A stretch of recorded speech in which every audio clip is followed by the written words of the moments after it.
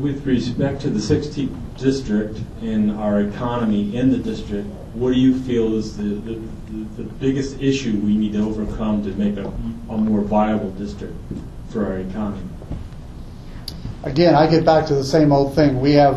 This district, I'm a business owner in this district. I have 3 small businesses. I got to keep going back to certainty and predictability. I'm never going to hire anybody. Jobs is the machine that will create the economy and bring us back.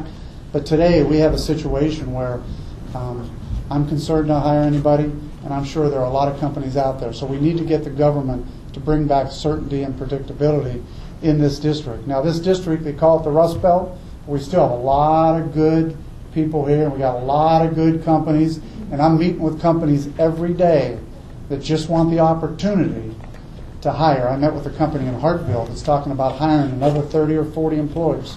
And they're saying to me, you know what, if the government would just sit back and let us hire these people and not make us go through the regulations and everything else we're going through, we can do it. The other thing they said to me is if the government would stay out of banking and give us the opportunity to borrow some money, we could do some things. And I can tell you right now, coming from a banker, we have a situation now where banks are not lending the money they used to, and a lot of it's because of the additional government regulations. It keeps getting back to the same old place. We've got to get government to back out. We've got to get the capital markets freed up, and we've got to get certainty and predictability back into the marketplace. I'm thinking loud enough, I don't even like. I know you're pro-life, you're endorsed by right to life, but could you elaborate a little bit more about your feelings on the abortion issue and embryonic stem cell research? Sure. As I said, I was endorsed by Ohio Right to Life, and I'm a Catholic, been a Catholic my whole life. I'm a firm believer that life is precious. Life starts at conception. It ends at natural death. And I tell everybody that, and I've always been a supporter of the issue of right to life in my church. I've always been a big supporter of making sure that I've signed off and approved and been a part of the right to life, the conception side.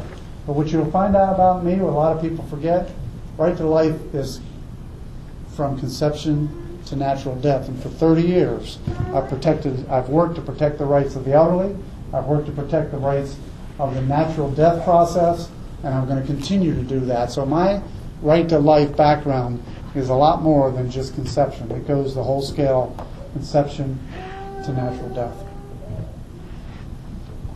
Any other questions? On the campaign fundraising aspect, we know a lot of money for John Bocherry has come from PACs and support from Nancy Pelosi.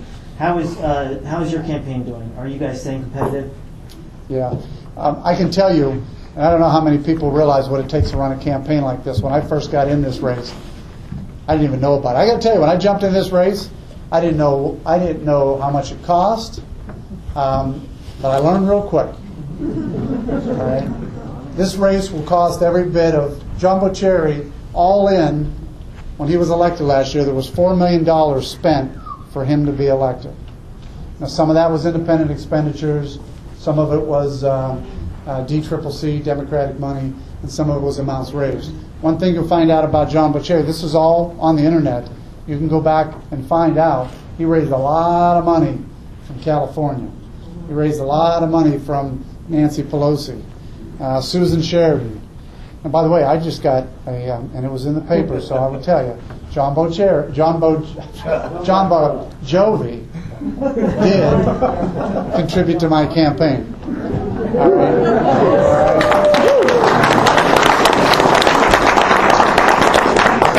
But John is a friend of mine.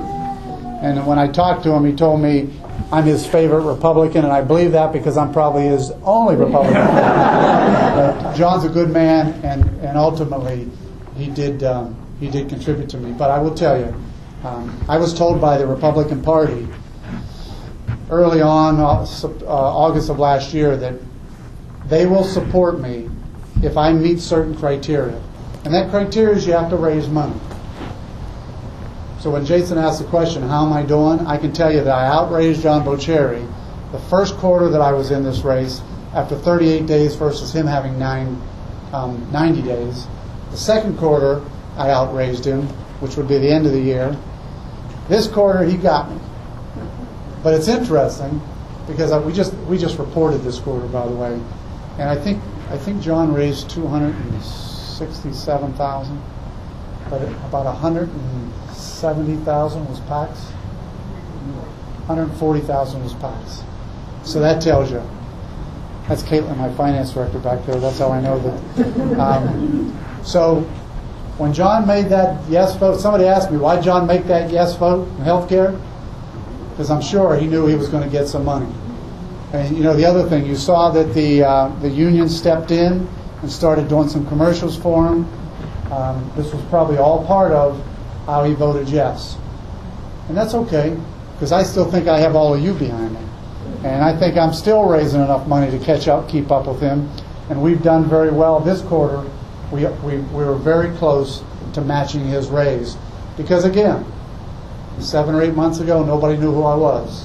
But now people are starting to say, here's a guy we need to support. And I can tell you that the National Party has raised me up to the top 14 candidates in the country, which I think is and they have a program called the Young Guns. First level is on the radar, second is contender, third is Young Guns. I'm contender. I'm contender status. By the way, I've been up since 5 this morning. I'm contender status, and the next status will be Young Guns. I've also been told, and it was in one of the papers down in Washington D.C., that I'm considered one of the top 3 candidates by the Democratic Party.